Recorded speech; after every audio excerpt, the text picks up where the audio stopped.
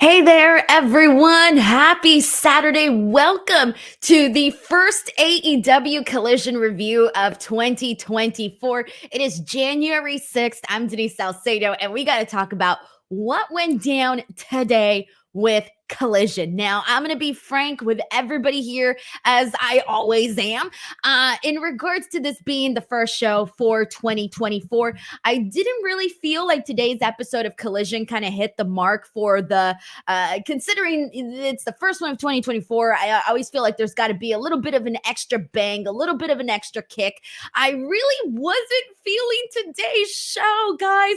And unfortunately, I tweeted this out too, and I was having issues the entire show with commentary audio. So the entire show, guys, I listened to AEW Collision with the volume sounding like this. So I did my best impression of that, but it literally sounded like commentary was light years away, like they were doing commentary from the moon. I don't know what was happening, and it wasn't happening to everybody, though. That's the thing. It's so weird. It was only happening to select people. I put out a tweet, and at first I thought it was just me. I started fixing all of my little buttons here on my audio, and I thought that it was an issue because sometimes I've told you guys in past shows where the audio doesn't always come through so great on my headphones. So I thought it was me, but then I went on Twitter, and a lot of people were talking about how, they weren't getting commentary audio very well.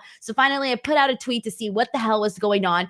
And there were several people from like all different types, like Hulu, YouTube TV, some Direct TV, some no Sling. I think Sling was fine and Fight TV was fine. But I saw a lot of other people, Xfinity, all of these other places that they were having problems with their audio. So I don't know if any of you guys had that. We got John Deller here who says that his started that way, but it cleared up. Nah, bro, mine stayed like that the entire time.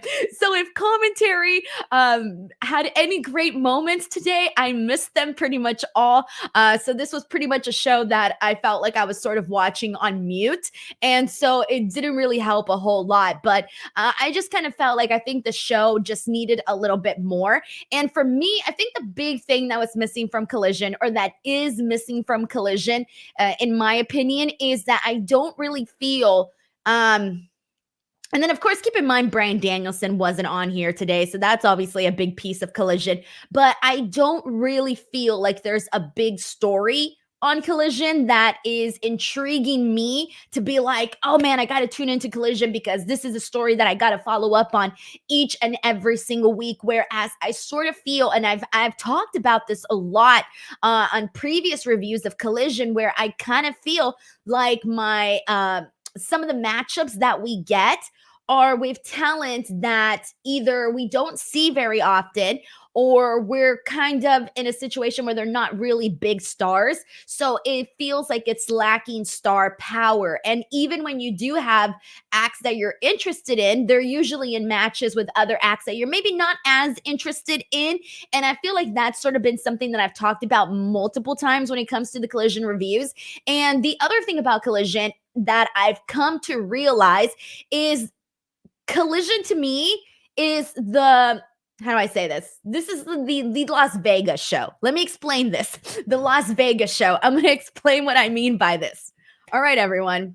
Most of you know that when I go to Las Vegas, I like to gamble a little bit, right? Like my dreams are to pop in one day with $5 and come out with $10,000. Honestly, like that, those are my hopes every time I go to Las Vegas. And there's times where I go and I play my little $5 bill and I get lucky, right?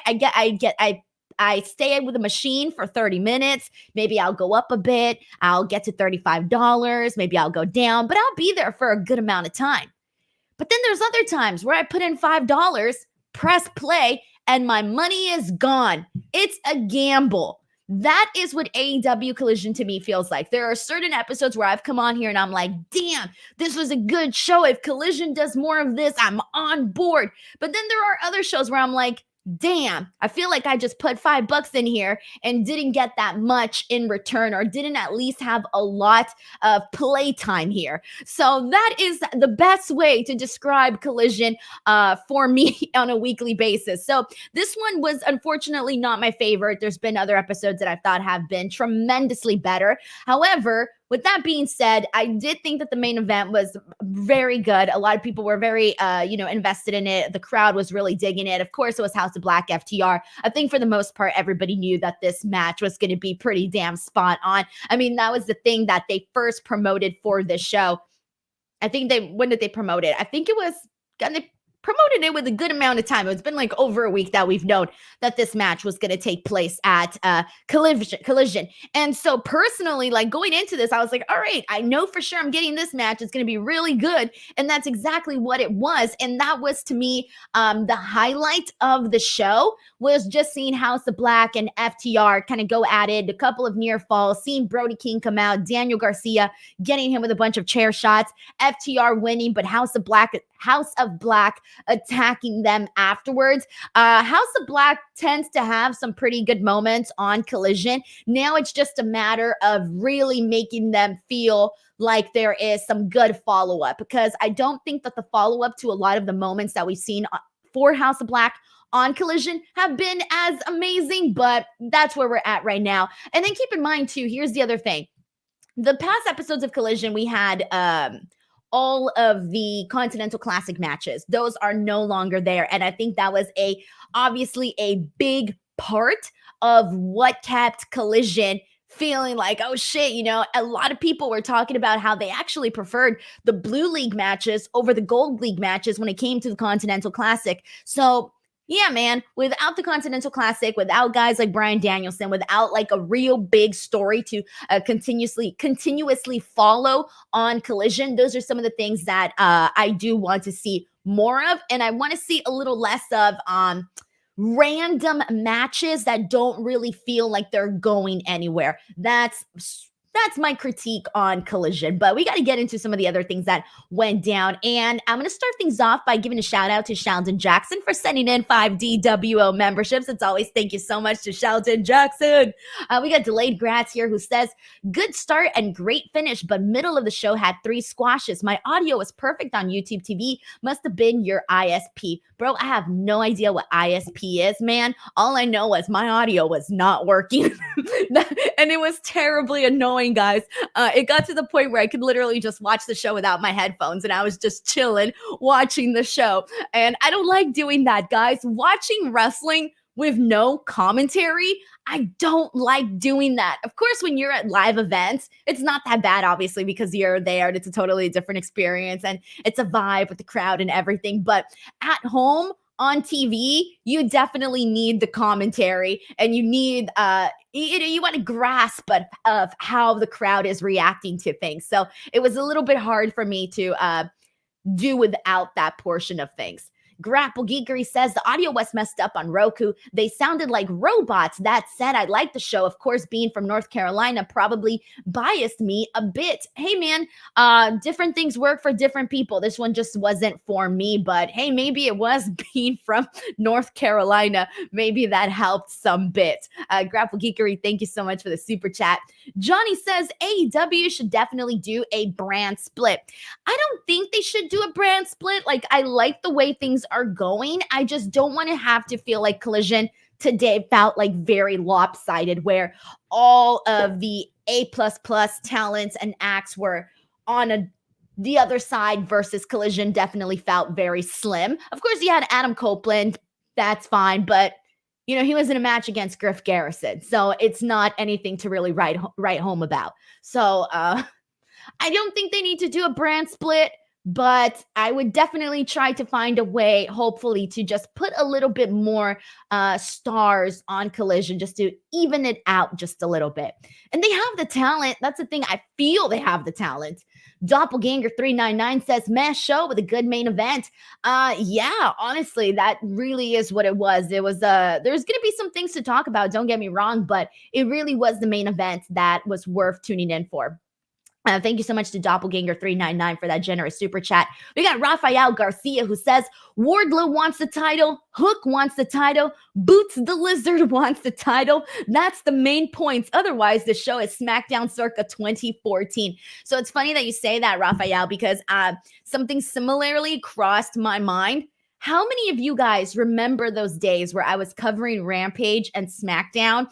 I think I was still with F4W when I was doing these shows, but I was covering SmackDown and Rampage, and what was this? God, like a year ago, a year and a half ago, I don't even know anymore. And I remember that I would spend like 45 minutes talking about Rampage and like 5 minutes talking about SmackDown because they weren't giving me squat to work with. Obviously, things are totally different now, so things can change. But I remember feeling that way, and that's sort of how I felt a little bit about Collision today in particular. Grapple Geekery says the show is stacked with North Carolina natives. Drake is from North Carolina, so is FTR and Griff. Everett wrestles in North Carolina a lot too. I think that explains the lineup. Well, Grapple Geekery, I mean, you did mention that you like the show because you are from North Carolina, and that's fine, but and I get why all of those people were on, but in terms of just like crossing over, at least to me, a viewer at home, it wasn't necessarily working for me. Matt Logan says, felt they wasted the Rated R superstar by giving Garrison too much offense. He's in a blood feud. So here's the thing. I actually didn't feel like they gave Griff Garrison like that much. I mean, this literally was what it was, but I pretty much feel like the match with Adam Copeland and Griff Garrison, it was pretty much what we saw with Claudio Castagnoli and Andrew Everett. It was pretty much along the lines of the same match where, he goes out there, young guy goes out there, gets a couple of moments, gets a couple of moments, period. But at the end of the day, they ain't going to be losing to the other person. And that's what we got with Adam Copeland and Griff Garrison. And that's also what we got with Andrew Everett and Claudio Castagnoli. So it kind of felt a little more or less like the exact same thing. Sheldon Jackson sends in a super chat saying, man, I'm feeling sorry for Trent because when he gets singles matches or title shots, I think that he does amazing, but I don't know if he will ever get a title again, and that is a shame. So in regards to that match, by the way, I'm going to go ahead and get into that right now, actually, because I want to talk about that. And what the hell? Oh, here it is. All right. Sorry, guys. For 1 second, I couldn't find my notes on this match, and I was like, what happened? What happened? Anyways, that only one time has that happened to me. When I first started doing podcasts on my own, I don't know what happened one day, but I deleted my entire notes for an episode of Dynamite. And I was like, holy shit. I didn't have any of my notes and just had to run with the show like that. And it was like one of the worst experiences of my life. But anyways, never did it again. Notes are good. But anyways, getting into this match with Trent and Eddie Kingston. So last week on Dynamite, or rather this week, Wednesday on Dynamite, we saw Trent Beretta win in a fatal four-way to earn this opportunity to go on and face Eddie Kingston and be his first opponent for the AEW Continental title, the New Japan Strong Openweight title, and the Ring of Honor World title. So all three belts here. And I, for one, was very much over the moon excited about that, because if you have ever listened to any of my other episodes of Dynamite where I'm talking about the show and Trent Beretta has been on it, I have been on board with this guy. I truly think that Trent Beretta is super underrated, and I have been wanting to see this guy get a real push. So when he got the win on Wednesday, I thought, like, hot dang, this is pretty great. And I know there were some people that were like meh about it, but I do think that Trent Beretta is a guy that if they keep just having him go out there and wrestle, I think that he can prove some people wrong, man. I think that people just need to be reminded that this guy can go. Like, I want to see Trent Beretta and Pac. I want to see Trent Beretta and, I mean, obviously Trent Beretta and Bryan Danielson, that's something for sure. But literally Trent Beretta and like everybody. Trent Beretta and Darby Allin, that would be fun. There's so many different matchups that I think that if you got the opportunity to see him mix it up with all these different guys, I think people would see what I see in Trent Beretta. And so I was definitely not expecting him to win here with Eddie Kingston. I'm more so seeing this as a start to what could be a really good 2024 for Trent, because given the fact that they chose him as the guy to win this Fatal 4-Way and be the first person to go up against Eddie Kingston, something tells me that 2024 might look a little bit better for Trent. So I have some high hopes for him. And we'll see what he makes of that. I think if he goes out there and he just continues to show how good of a wrestler he is, I think that organically the crowd will get behind him, sort of like they've gotten behind Daniel Garcia, the way that they got behind Swerve Strickland. I mean, there are so many people that they just had to go out there, wrestle, have good matches, and the people get behind them. We need that to happen for Trent Beretta to get to that next level. So I'm not necessarily worried about him not getting a championship. I'm more so thinking about just Trent getting an actual opportunity, period. So that's where I'm at with that. But anyways, that was probably my second favorite match of the night, aside from the main event itself, which Trent Beretta versus Eddie Kingston. I mean, like, he got busted open in this match. There was a couple of near falls. Of course, Eddie Kingston gets the victory. I wasn't expecting anything otherwise than that. But this was a pretty good little match on Collision, and it was the second match of the night. So it was definitely not a bad one at all. But we got Brandon James Sauce Gardner, who just became a brand new DWO member. Thank you so much to Brandon James Sauce Gardner. Stephen Marchuli says, Malakai Black should be in a singles match. Good use of Copeland versus young wrestler, but wrong young talent. It's hard to say, guys. It's hard to say because I really have liked Griff Garrison. We've talked about him and Brian Pillman Jr., when they were together as a tag team as the Varsity Blondes. If you guys remember, like, that team actually got over. It's just that nothing ever happened with them past that. It seems like they were getting over with people, but it wasn't enough to make people really notice, to move them on to the next chapter of their career. And so things never really ended up panning out. Of course, now Brian Pillman Jr. moved on. He's in WWE as Lexus King. And Griff Garrison is in the same spot in AEW. And so that's definitely, I'm sure he wants to see more. He's still a young guy, though. So, there's plenty of time for him to do more. This was probably one of the biggest moments he's gotten in AEW, to have this matchup with Adam Copeland. It's just like, I don't know if he was the wrong young guy. It's just that we don't see him often. So that's where it's a little bit of a struggle. I feel like if I were constantly seeing Griff Garrison, then I'd be like, all right, let's go, let's do this. But when you're not seeing the people as much, I think it makes it a little bit harder to get behind them. So it's more so of like, maybe just timing there. Jared Clark, thank you so much for sending in. Gerard Clark. Gerard, I needed a second. He says, I won an AEW Continental Women's Classic this year with New Japan Strong Women's title, Ring of Honor Women's title, and the AEW Continental title winner, Ty Mello or Anna Jay. So, it's hard to say, guys, because I don't think that the Ring of Honor Women's Championship should be combined with any of the other mentions that you just mentioned right now, with the New Japan Strong Women's title or the AEW Continental title.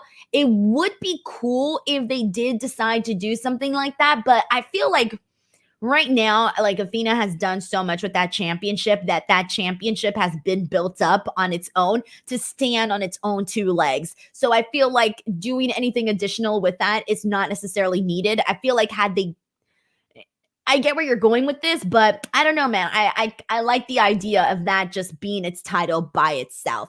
But in terms of the AEW Continental Classic for the women, it would be great. I feel like at this point, they definitely have enough women. There's probably a couple that need to come back first, because some of them are out due to injury, like Jamie Hayter. She's definitely one of them that I think would need to come back before they do this tournament, because I think she should definitely be part of that. But thank you so much to Gerard for sending in the super chat. Yes Boy says, anyone you're hoping to interview in 2024 that you haven't interviewed yet? Just finished watching your Mansoor video, and it's become my favorite to follow this year. Dude, that Mansoor interview, phenomenal, man. Phenomenal. But people that I would love to interview this year is definitely Bryan Danielson. I really hope that I get to interview him at some point before just I want to interview Bryan Danielson. Like, I would love to just sit down and like pick his brain and get that opportunity. So Bryan Danielson is one of them. Sting is another one of those two. That's like a dream interview. I would love to interview him as well. I would love to sit down with like Kenny Omega. He's another one for sure. And I'm trying to think. There's a lot more. I would also love to chat with Dustin Rhodes. I think his stories would be really, really cool to kind of listen to, especially because he's had such a long career in pro wrestling. I would love to talk to him about Dusty and just a bunch of different stuff, right? So he's another one of those two. God, there's so many guys. Like, those are just a couple that I'm thinking of on the AEW side of things, but there's definitely a lot more. By the way, thank you so much to Brandon James Sauce Gardner for gifting 2 memberships, actually. Thank you so much for doing that. That's very, very kind of you, man. Juan Castle says, for Eddie Kingston is not a draw. Cyber hug D. So I don't know. I really think it depends on the person. I feel like Reg and I kind of got into this on the AEW Dynamite post show, where we've got into an argument about who we liked more, whether it was Eddie Kingston or Gunther of all people. I don't even remember how the conversation came up, man. But I was like appalled that Reg was more of an Eddie Kingston guy than a Gunther guy, because I'm more of a Gunther girl than an Eddie Kingston girl. And I think when it comes to Eddie Kingston, I think that he's incredibly talented. He's had so many matches that I freaking love. Like, seeing him and Tomohiro Ishii was some of my favorite stuff. Seeing him and Suzuki, love that too. Love anytime we get like really hard-hitting stuff between Eddie Kingston and literally anybody else. But with that being said, I don't think I'm like the biggest Eddie Kingston fan. That's just because I'm bigger fans of other people. But I do like Eddie Kingston in terms of his work. Whether or not he's a draw, I guess, I don't know. I feel like that would kind of just depend a little bit on, people's perspective of that. All right. And thank you, John Deller. He reminds me that we were talking about chops. That's right. So Reg and I were comparing Eddie Kingston's and Gunther's chops to one another. And that's how the whole conversation transpired. But anyways, I'm more of a Gunther chop girl. I mean, I'm sorry. I mean, that dude just sends people to like other dimensions, man. He turns people different colors. I would rank also Sheamus's chops above Eddie Kingston's too. I think Sheamus also turns people different colors. I think I would rank Sheamus above there too. Oh God, if I started getting into a chop conversation, I'll be here all day. But there's a lot of people that do really great chops. Anyways, but let's see what we got here. So we already talked about House of Black and FTR. Let's get into the Adam Copeland stuff. So we kind of touched on this a little bit, but let me actually break down what went down. So Adam Copeland comes out and he cuts this promo about how he should be the one getting an automatic rematch because he was champion, even if it was just for a minute, for the TNT championship. And then I thought this was funny because Adam Copeland says that he actually works harder than Christian Cage and that Christian Cage knows it. And I was like, bro, Christian Cage is the one with the shirt that says outwork everyone. He's the one with the shirt. What are we talking about? Christian Cage doesn't work hard enough. So I kind of thought that was sort of funny. Just those two, just the positions was pretty funny. But Adam Copeland basically says that he's going to earn his way back into a rematch for the TNT championship. And I'm thinking, I mean, he doesn't really have to do that, right? He doesn't really have to. I'm pretty sure he can get his rematch and we can go from there. But then he says like he's calling out anybody from the back. And I'm thinking, oh shit, here we go. Adam Copeland versus a mystery person? Who is it gonna be? I'm really excited. And then we get Griff Garrison, Maria Kanellis, and Cole Carter come out. And I was like, oh no. I feel bad saying that, but I just was expecting somebody totally different. I was truly expecting somebody totally different. But then I thought, all right, I'm going to give this a chance. gonna give it a chance. And I thought Griff Garrison, God, I don't remember the last time I heard Griff Garrison talk. So Griff Garrison getting the microphone and, he's really angry. I didn't think was terrible. I thought it was fine. It's just like what I said earlier. When you don't see people that often, it's hard to get instantly invested in them. And so I did struggle to get invested in this very quickly because I have not seen Griff Garrison in a long time. And it's like, if you're not watching, I know that he's out there doing Ring of Honor, but if you're not watching, then you're sort of missing out on that portion of it all. So, and I'm pretty sure I'm not the only person that's just tuning in to Dynamite and Collision. I'm pretty sure there's other people that do the exact same thing. And so with that, it kind of felt like, all right, I'm not seeing this guy every single week like some other people are. So it was a little bit hard for me to really get on board. But I find it funny, though. To me, it felt like it was a match between Edge and Young Edge with the hair and everything. And they even played that into the commentary portion of it all. So I thought that was pretty funny. But Adam Copeland wins via submission, guys. Griff Garrison got a couple little moments here and there, but there was really nothing to really go off about in regards to the match itself. But after the match, Cole Carter decides to drop kick Adam Copeland, and then he goes to the top and he goes for a 450, and Adam ends up moving out of the way, and then afterwards hits him with a massive spear. So I did like the little part that they did at the post-match angle. I did like what they did there. I thought that was pretty cool. But here's the thing. Adam Copeland has said that he wants to go in there and he wants to work with young talent. He wants to put over some young talent. And so far, we've seen him work with Christian Cage. We've seen him work with Luchasaurus. That was his first match. It wasn't a bad match. It was a good first little matchup there. And now we've seen him here in this match against Griff Garrison. So I get a little bit of what they're doing here. I don't hate it, but it just wasn't necessarily the thing that has you leaping out of your seat. I think you need more. Like, if this was just one portion of the show and then we got all of this other really intriguing stuff, then I would not have minded this at all. But when Adam Copeland, who's like one of your biggest stars on the show, like this is the angle that he's running for the week, it doesn't feel as interesting. So it's almost like you gotta, I just thought it could have been a little bit more interesting for sure. But you know what? Good opportunity for him, man. Juan Castle says Kingston had an edge in NWA AEW. Oh, that's mean. That's definitely mean, Juan. But also, I did not watch the NWA, so I'm out on that. Sorry to the NWA. Y'all know how I feel. Jay Hudson says, hey, Denise, I'm going on a date tomorrow. She speaks Spanish. I'm learning to speak it. Any suggestions? Someone from learning it. If you were single, just learning it, score points with you. Yes. I don't think that I would be able to. Here's the thing. Like, if I were still single, I would be able to date somebody that didn't speak Spanish. But I don't think that I would be able to.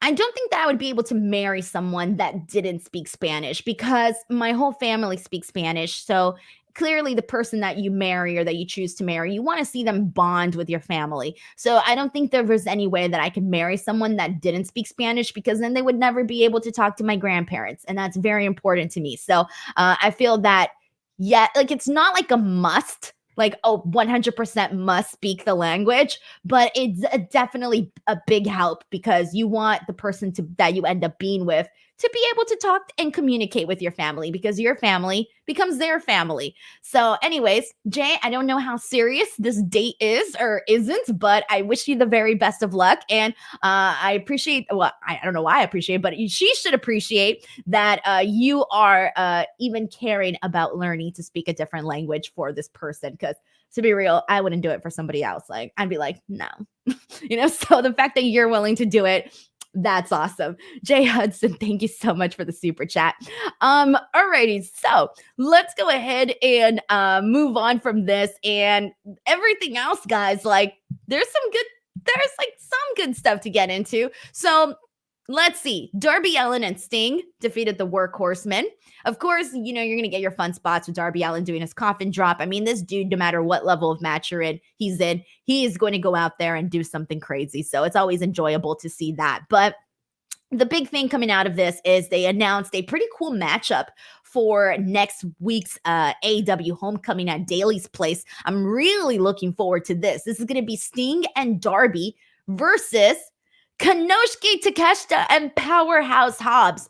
Bro, now I don't know how many of you guys saw Darby Allin versus Konosuke Takeshita from this Wednesday, but man, that was a banger of a match. If you missed it, go out of your way to watch it. I think you guys will very much enjoy it. If you watched it, you know what I'm talking about. But this one's going to be fun, guys. It's going to be a Texas Tornado match at that too, so I'm very excited about that. All right, next topic. Brian Keith teamed up with Commander to take on Matt Taven and Mike Bennett, the Ring of Honor Tag Team Champions. Brian Keith and Commander. Now, they are two polar opposites when it comes to like their style and just like their overall vibe and everything. I put out a tweet. That said, Brian Keith and Commander is literally me and Righteous Reg each and every single Wednesday on our post show. And it's true. It very much is true. But let me tell you, man, Brian Keith and Commander teaming up together was pretty damn enjoyable. They went out there and they had some pretty cool, like unique spots for like a tag team. I thought they came up with some really good little moments there. I loved when Brian Keith like helped launch Commander over the top rope to take out the two guys on the outside. I thought that was freaking great. I almost want to see them tag permanently. Like I know they're supposed to be singles wrestlers, but damn, I wouldn't mind a little bit of a brief tag team run between Brian Keith and Commander. I was digging this, but other things that I dug that I want to highlight was Brian Keith doing that running headbutt. I thought that was really good. His chops, I like his chops a whole lot. And of course, I like anytime Commander flies, so that's pretty much that. But I feel bad because I was like not really into Matt Taven and Mike Bennett in this match. Like this whole match, I was into Brian Keith and Commander. Like they were the creme de la creme for me in this matchup. And then when Matt Taven and Mike Bennett won, I was like, oh, well, I already knew that because they're the Ring of Honor Tag Team Champions. But all I cared about was Brian Keith and Commander going out there and doing cool shit. So that's sort of how I felt about this. The Acclaimed and Bullet Club Gold. So they found themselves on the same page on Dynamite. And I think that they might be aligning. I'm not really sure what's happening here, but I think they may be aligning with one another, and I want to see it. I want to know where they're going with this. I'm intrigued by this. I don't really know the direction. I don't really know what's going to happen, but I'm intrigued because they're both, like, even though the Bullet Club Golds are heels, they're funny. They're funny in their own way. And of course, the Acclaimed are very funny too, but in totally different ways. So seeing them both like get together, I'm interested. I really am interested. We got Juan Castle here who sends in a super chat saying Kingston and Homicide were money and there was no chop fest. Jay Hudson, just be you, bro. Alpha male, yo. How good is your Spanglish, Denise? I'm fluent in Spanish, guys. I'm really good at speaking Spanish. I used to kind of feel a little bit self-conscious about my Spanish. And when I went to Mexico last year, was it last year? I think it was last year. I was not planning on really speaking Spanish in public because here's the thing. When you go to Mexico, there's like a lot of unwritten rules that people from here will tell you like, oh, don't do this, don't do that for your safety, right? And the whole thing is like, you don't want to let people know that you're not from Mexico, right? Like you don't want people to know that you're American. Like that's what I was told, right? Like you want to be safe. Don't let people know that you're American because then you're just going to be looked upon differently. Even if you are Mexican American, it's not necessarily the same as being, Mexican in Mexico. And so I didn't want to come across and like, I didn't want to like sound bad with my Spanish like at all. Like I didn't want to sound like I wasn't from Mexico. And obviously I'm not like 100% amazing at Spanish, right? But I will say this. I feel like I'm at least 98% phenomenal in Spanish because, hey, you know what? Maybe I'm stretching it. I'm going to give myself 90%. I deducted it, 90%. But I got confirmation because our taxi driver started asking us questions and I was the one like responding. And then like somebody else brought up that I was, because he was picking us up from the airport and he was like, "Are you from here?" And I was like, "No." And I told him, I ended up telling him, and he was like, "Wow." He's like, "Your Spanish is really good." And I thought, really? I was so ashamed. I even told him, I was like, I was embarrassed to speak Spanish because I didn't want anyone to make fun of me. And he was like, "No, your Spanish is good." And I thought, hot dog, I'm really happy now. So he sort of gave me that confidence. So shout out to that taxi driver in Mexico who gave me confidence about my Spanish. But I'm a conversationalist in Spanish. I'm not like, I can't go on and do a 1 hour wrestling podcast in Spanish. Like, I would fumble all over my words. I would, mess up certain things, not know certain ways to say. There are certain terms that you use in pro wrestling when you're talking about pro wrestling that I wouldn't know how to translate in Spanish. And so for that reason, I can't do it that way, but I can definitely hold a conversation with anybody in Spanish and fully understand. But I also can't write in Spanish, but I can read in Spanish perfectly too. Reading, I can do it. Writing it, can't do it. Jay Hudson says, "Denise, any suggestions for me learning it? I don't want to be offensive. I respect you so much for being bilingual, Denise. I'm freaking nervous. Help me." It's very, very hard. You're not going to be offensive at all. I actually think that person might find it endearing. I don't think you're being offensive as long as you're open about like the fact that you're just learning and you don't know anything. I don't think you can come across as offensive. And the only app I've ever used to try to learn another language is Duolingo. But if you're really serious, like really, really serious about learning another language, you got to do so by like watching programs, listening to the music. That's personally how I got really good at talking Spanish, was obviously talking with it with my family, but watching TV shows, watching telenovelas, listening to music and singing the songs. Obviously, that's how you're going to better yourself with any other language for sure. Yes Boy says, "Taz once managed Joe in TNA. Hook is Taz's shoot. Son, give me Taz on commentary during this Hook Joe match." So Hook called out Samoa Joe. And I thought, what the hell? What is going on? Are we in the Twilight Zone? What is happening? Now, Hook is awesome. We all love Hook, but Hook and Samoa Joe are on two totally different levels. As a matter of fact, Samoa Joe is your AEW World Champion. But the fact that Hook called him out, that takes some balls, man. So I'm curious to see what they're going to do with this matchup if they do it. I mean, they have to, right? He called them out. Samoa Joe ain't not going to answer someone's challenge. So I'm curious to see how this is going to play out. And I think that this is exciting for Hook because for the most part, they've kept Hook in a similar spot. And the kid is over, man. He has been over since the very beginning. And it's just a matter of doing something different and doing something bigger and better with Hook. And damn, I don't know how much better against than going after Samoa Joe. I think they can do Hook and Samoa Joe and just have a really fun match and really see where Hook's skill level is at when they're in the ring with somebody like Samoa Joe. So I'm looking forward to seeing what they do with this. But yeah, it was totally, for me, it kind of felt like, oh shit, he's really going there? What? He's calling out Samoa Joe? What? So that one took me back a little bit. It really, really did. Thank you so much to Yes Boy for sending that super chat in as well. All right, someone that I do want to put over right now because I thought this person did phenomenal. This was in the match between Kiera Hogan and Sky Blue. So Sky Blue's, she's been great. She's obviously been, changing her look, but she's already popular. Kiera Hogan, I thought that her run that I saw in Impact Wrestling was a lot better than what I've seen from her in AEW. But with that being said, I was a big fan of her in this matchup. She's the person that I want to put over here because I thought she looked solid, man. She went out there and she looked so freaking good. I liked everything that she did. She looked super sturdy. I loved everything that she brought to this matchup. So I do want to shout out Kiera Hogan, and I hope that we get to see her in more matches like this because she did good. I thought that in-ring wise, she caught my eye a little bit more so than Sky Blue, which was a little bit unexpected considering that I really like Sky Blue. But Kiera Hogan, I mean, she kind of stole my attention a little bit during this matchup. So I do want to shout her out for that.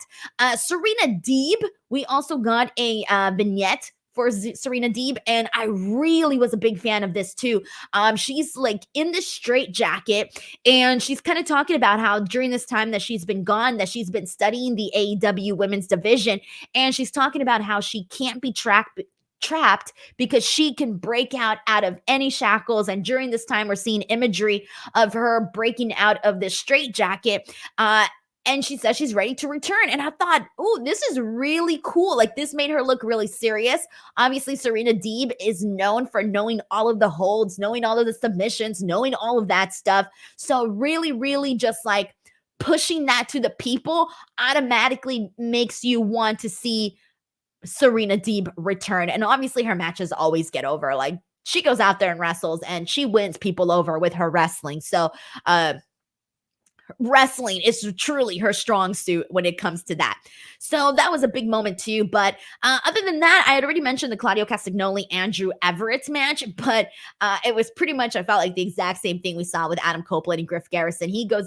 Andrew goes out there, has a couple of high spots, but Claudio schools him and gives him with the gets him in a victory here, so he wins. But the big thing that I want to talk about, though, is that we're going to get Claudio Castagnoli versus Hangman Adam Page next week. Dude, when I saw this match announcement, I thought, hell yeah. So we already got the Tornado Tag Team match. They announced this match. They announced a couple more matches. There was another one, and I'm blanking on what was the other match that they announced. I'll pull it up right now in just a second, but they announced a couple of matches for AEW Dynamite Homecoming, and I really like what they pulled out for the show. Let me see if Tony Khan posted it, because I saw he was posting matches. What was it? Oh, yeah. Ricky Starks versus Sammy Guevara. That was the other match that I was forgetting. So that was the other match that they also announced for Homecoming. And that one's also one that I'm looking forward to as well. And that's pretty much it. They also did announce, by the way, Battle of the Bouts is going to be taking place next week. And one of the matches that's going to be happening is Sammy and Jericho are going to be teaming up to challenge for the AEW tag team titles against Ricky Starks and Big Bill in a street fight, and that's supposed to be happening at Battle of the Bouts. Oh man, ladies and gents, that was AEW Collision. I'm like seriously shocked. I thought that I was going to come on here and I was like praying that I had 35 minutes of podcast content for this. I am stunned that I ended up doing 40 minutes on this episode of Collision. So thank you so much to everybody who participated, everybody who tuned in, and everybody that took part in the chat. Before I go, I am doing a bonus podcast tomorrow, and this one's going to be a little bit different. And depending on how it goes, maybe I'll do more. We'll see, or maybe just sporadically. But Reg and I will be here tomorrow at 12 p.m. Pacific Standard Time, and we're going to be doing a podcast regarding the first week of pro wrestling. So talking about like all of the big moments that have taken place this week and where we're at, where we're thinking things are going, and just overall topics like that. So very, very miscellaneous, I guess.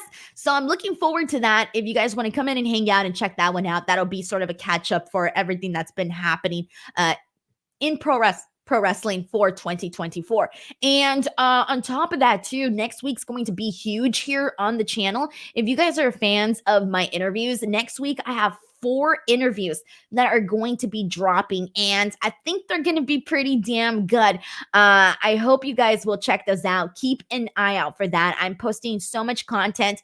I'm very excited about 2024 and the possibility. So, man, that is it, everybody. That was AEW Collision, the first episode of 2024. Thank you so much to everybody. If you haven't yet, if you're already on the Apple Podcast or you're on Spotify, leave a review. I want to have some reviews to read on future episodes, so hopefully we get some. Other than that, everybody, have an awesome week. Thank you so much. Bye, everyone.